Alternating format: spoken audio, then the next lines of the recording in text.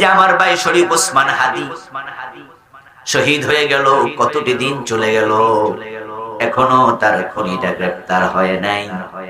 জীবনের নিরাপত্তা নাই। দিনে দুপুরে ঢাকার মতো জায়গায় তাকে গুলি করে কেমনে তার খুনি বিদেশ পালায়, এটা আমার বুঝে আসে না। যার মৃত্যুর পর তামাম বাংলাদেশ কেঁপে উঠল। আমাদের পতাকা অর্ধনমিত রাখা, রাষ্ট্রীয় শোক ঘোষণা করা, যার মৃত্যুতে প্রধান উপদেষ্টা পর্যন্ত ভাষণ দিতে বাধ্য হল, যার জানা যায় লাখ লাখ মানুষ হাজির হলো, ওই লোকের খুনি ধরা পড়ে না, তার জীবনের নিরাপত্তা নাই। তা আপনার আমার কি খবর? আমরা তো আলু ফটলের মতো কম দামি। কিভাবে তার খুনিরা গ্রেফতার না হয়ে দেশ থেকে পালায়, এটা আমার বুঝে আসে না। আমি এটা বুঝি না। আমাদের মিরপুরে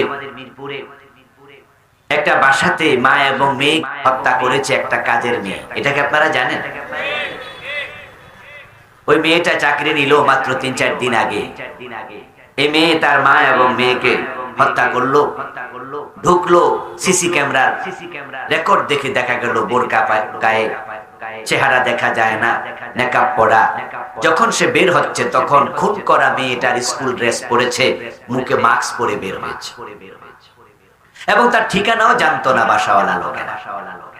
এরপরও মাত্র 2 দিনের ব্যবধানে পুলিশ তার হত্যাকারী মহিলাকে, তার হাজবেন্ডকে গ্রেফতার করে।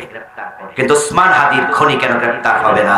বুঝতে হবে এখানে আন্তরিকতার অভাব আছে, অথবা বড় কেউ কলকাঠি নাড়ছে। ডাল মে কুছ কালা है, বাসুরের নাম মুখে নিচ্ছে না। হতে পারে তার হত্যাকারীকে গ্রেফতার করলেই বড় কোন নেতার নাম বেরিয়ে আসতে পারে। ওসমান হাদিকে হত্যা করার পরে তার যদি খুনি গ্রেফতার না হয়, আমার আপনারে মারলে কে কোথায় যাবে, কে কার খবর রাখবে?